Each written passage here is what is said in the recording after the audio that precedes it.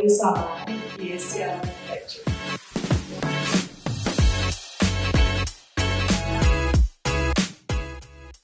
E bom, como o primeiro vídeo introdutório já foi feito e quem não conhecia agora conhece um pouco, a gente consegue finalmente mergulhar na arquitetura e em toda a inspiração que ela traz.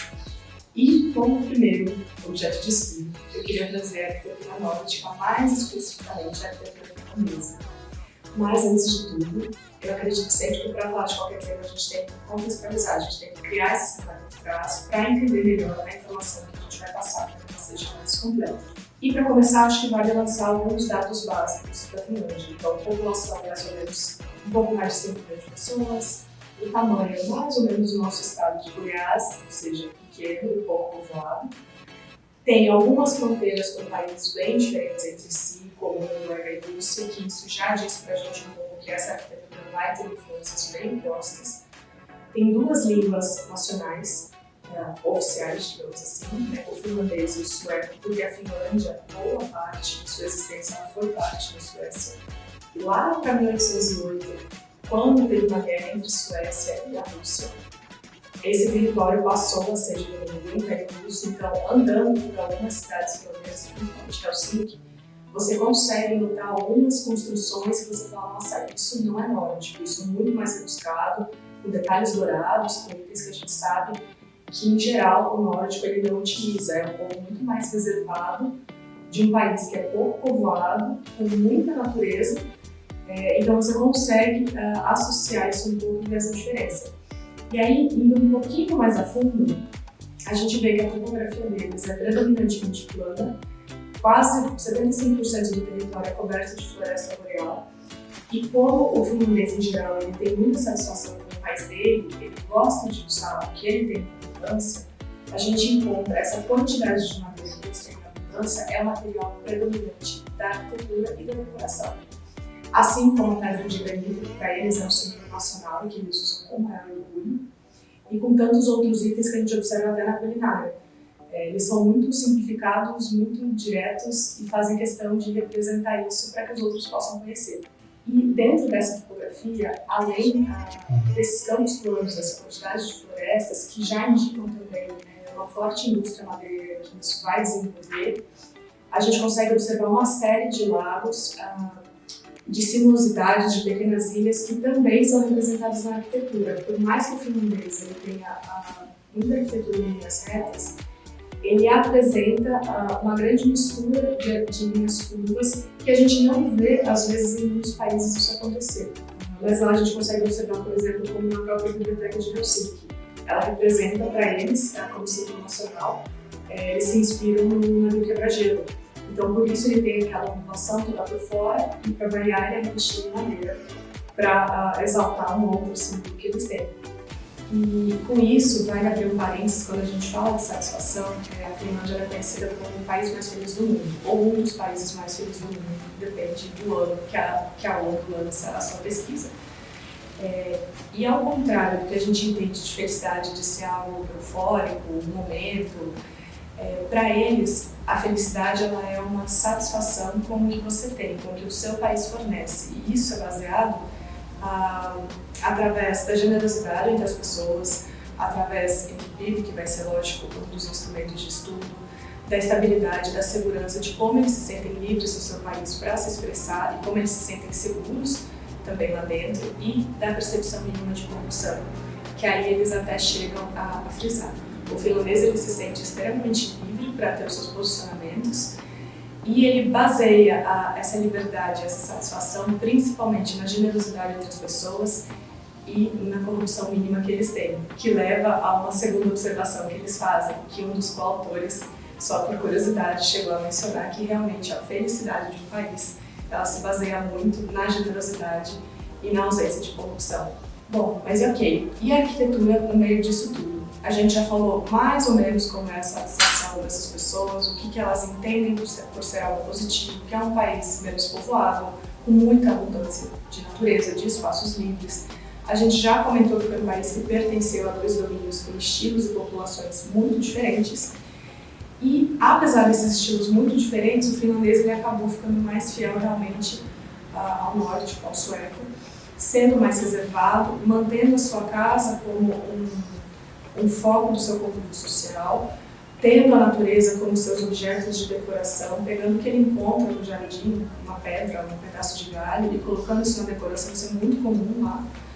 As flores que ele colheu no jardim, de repente, e tendo espaço sempre para receber as pessoas, porque ele vai receber as pessoas lá com frequência, sejam seus familiares ou amigos próximos, e eles vão fazer a sauna, que a sauna ela é um símbolo que influenciou muito a arquitetura, porque ela iniciou a arquitetura. Sempre se acreditava que, em parte, alguns acreditam nisso, que se faziam buracos no chão e se colocavam pedras quentes nesses buracos. E esses buracos emitiam vapor, que não só aqueciam, mas serviam para limpeza, para cozinhar, para uma série de coisas. Então, esse espaço de vapor, de calor, é o que dava origem ao resto da casa. Primeiro se construía esse espaço, onde você conseguia ter as necessidades principais, e depois você construía o resto da casa. Tanto que quando você conhece uma casa muito antiga lá, você estranha e você olha que no mesmo ambiente tem uma cama, tem um fogão, e tudo se concentra ali. E depois nascem outros ambientes, como os quartos, salas, etc., que você até não entende por que então tem um quarto com uma cama e tem uma cama aqui no meio do fogão, porque para eles esse era o início de tudo.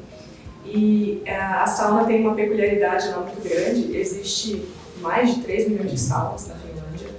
A gente tem sauna até na roda gigante. A roda gigante deles tem 2 cabines de sauna, que eu não sei como alguém conseguiria sobreviver, porque eu, quando tentei fazer a sauna deles, você acha que vai morrer, é muito quente. Ela vai de 80 graus a 100 graus e tem uma cesta de pedras no meio, que é essa cesta de pedras quentes que você joga água por cima quando você bem entender. E a partir do momento que você joga, vem um vapor muito forte, muito quente, que você inala, e que eles consideram isso como extremamente benéfico. E não o suficiente por aí, eles dão pequenas batidinhas no corpo com galhos de pétalas, e depois eles mergulham no lago gelado, seja no verão ou no inverno. E aí você acha que a tortura acabou, mas eles te mandam de volta a repetir o ritual quantas vezes for necessário, quantas vezes você quiser. Bom, eu parei na primeira porque eu não tinha condição de continuar nessa situação.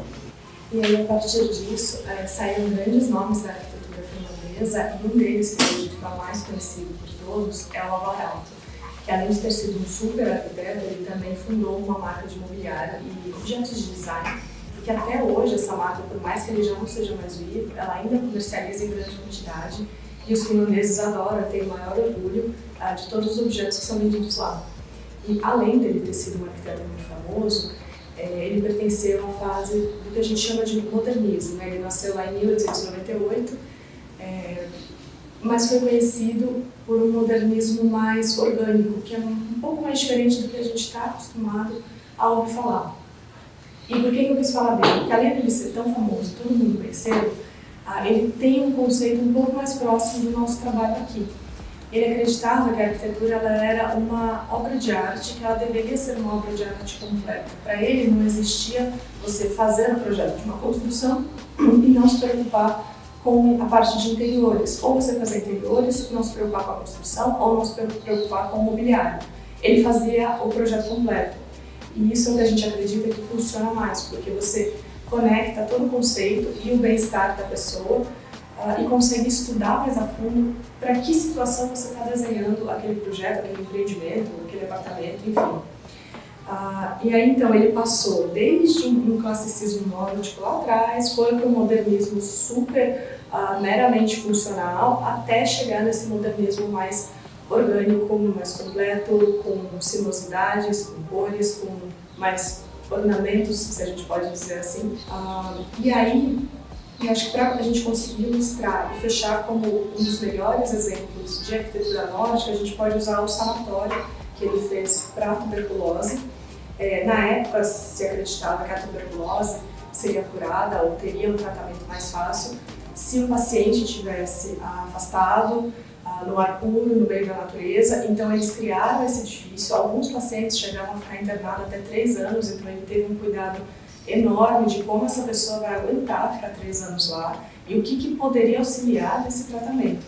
Então ele fazia janelas enormes, porque ele acreditava que a pessoa tinha que ver a floresta para se sentir melhor e não ficar fechada, porque muitas vezes elas não tinham condição de sair, de caminhar, ou estava muito frio. E na época nem existia janelas desse tamanho, então ele encomendou da Alemanha, mas ele fez questão porque ele acreditava que realmente aquilo era fundamental.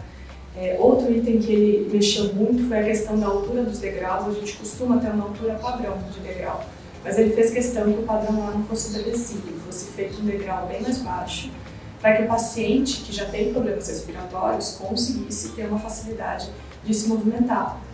Ele também adicionou cores, porque essa coisa de hospital, de casa de saúde, ser uma coisa apagada, ele não acreditava nisso. Inclusive, ele fez questão que produzissem um amarelo específico para esse projeto, que foi extremamente caro na época, mas ele foi lá e ele acreditou, e ele pegou e fez.